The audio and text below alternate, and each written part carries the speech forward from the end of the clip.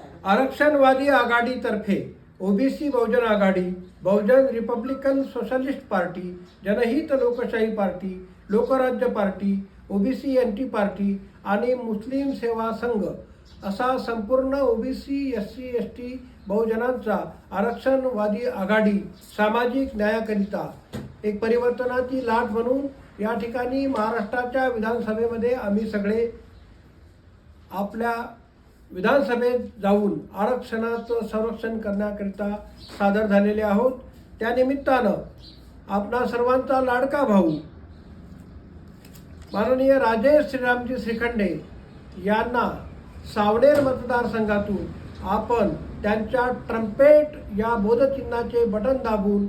त्यांना प्रचंड बहुमताने विजयी करावे असे मी डॉक्टर ज्ञानेश्वर गोरे, राष्ट्रीय उपाध्यक्ष ओबीसी बहुजन आघाडी, आपणा सर्वांना सावनेर मतदारसंघातील सर्व